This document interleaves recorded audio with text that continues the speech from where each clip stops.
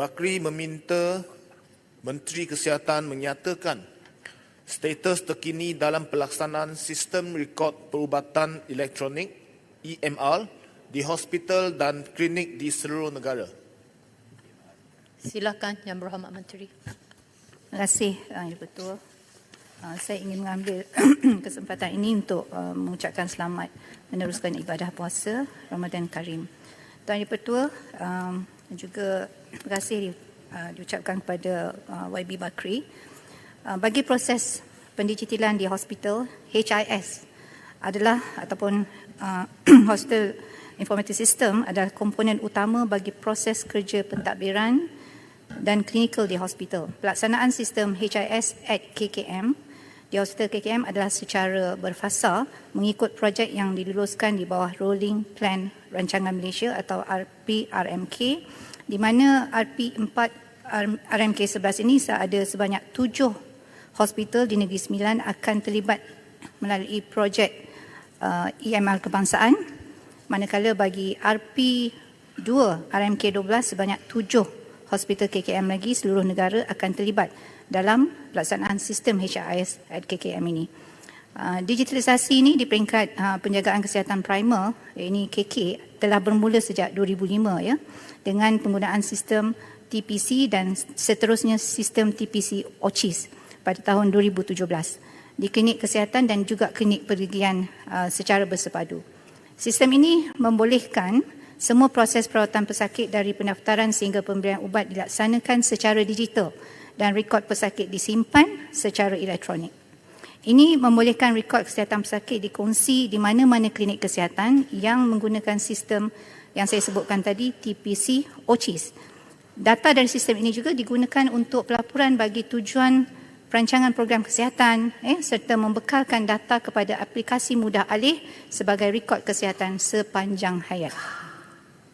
Jadi sehingga kini kita ada 103 klinik kesihatan telah dilengkapi dengan sistem TPC OCHIS ini dan 42 klinik kesihatan di Negeri Sembilan akan dilengkapi dengan sistem yang sama melalui projek EMR kebangsaan yang seperti saya sebut juga tadi.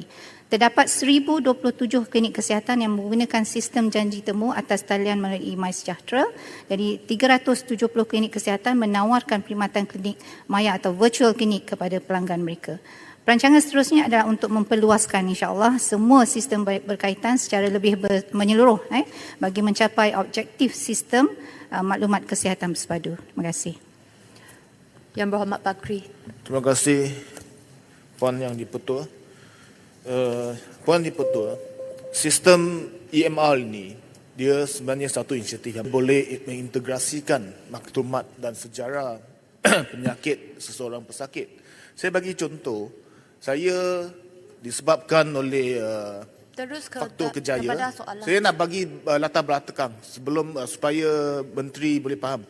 Ya, saya pergi ke hospital Keluang. Saya isi satu borang. Lepas tu kemudian saya pindah ke hospital Johor Bahru. Terpaksa saya mengulangi dan doktor terpaksa membuang masa untuk bertanya berkenaan dengan sejarah penyakit saya. Jadi sejauh manakah sebab saya lihat menteri tadi kata sejak 2005 kita dah ada sistem ni. Jadi sejauh manakah sistem ini boleh berintegrasi sepenuhnya dan apakah kekangan dan cabaran yang dihadapi menyebabkan sehingga hari ini keadaan ini masih saya lihat setiap hospital bekerja silo. Terima kasih YB Bakri. Sebenarnya memang ini adalah impian kita. Akhirnya pada satu hari kelak semua pesakit boleh sebenarnya menyimpan mereka punya rekod perubatan sendiri dan apabila pergi ke klinik mana-mana pun mereka boleh keluarkan data mereka. Jadi sebenarnya untuk menjawab itu kita sebanyak ini hanya 27.5% sahaja di hospital yang telah mempunyai sistem pengurusan pesakit umum dan hanya 9.5% klinik kesihatan, 4.4% lagi klinik pergigian yang mempunyai sistem yang saya sebut tadi, TPCOHIS. Jadi cabaran utama kami sebenarnya ya untuk mendapat ataupun menyediakan pendigitalan yang menyeluruh ini, kita perlukan bajet yang sangat tinggi YB. Bajet itu kadang-kadang boleh mencecah kepada bilion lah ya. Jadi pelaksanaan ini kenapa dia apakah sebenarnya yang menyumbang kepada bajet yang tinggi itu, ialah kerana dia perlukan naik taraf infrastruktur.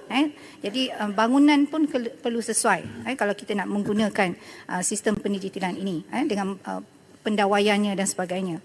Kemudian peralatan, kadang-kadang peralatan kita itu ada peralatan yang lama. Jadi kita kena naik tarafkan peralatan dengan sama ada membaik pulih ataupun kita kena cari yang baru. Itu pun menyumbang kepada keperluan bajet yang tinggi. Ya. Of course yang lainnya ialah sistem tu sendirilah, sistem kemudian sistem cloud dan sebagainya. Jadi ini yang kadang-kadang maknanya kita memerlukan juga, of course akhirnya pelaksanaan yang tuntas ini ataupun yang university moving forward, kita juga perlukan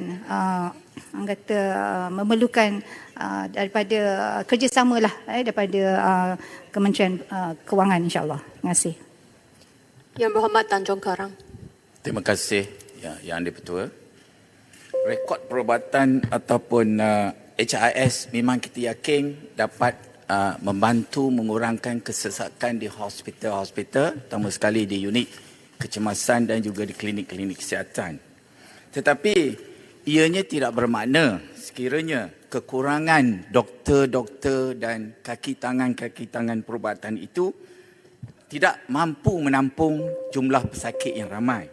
Jadi saya ingin bertanya di sini, apakah justifikasinya apabila kerajaan madani melalui Jabatan Perkhidmatan Awam tidak lagi menaja sebarang beasiswa untuk bidang-bidang kritikal seperti perubatan, farmasi, pergigian dan kejururawatan.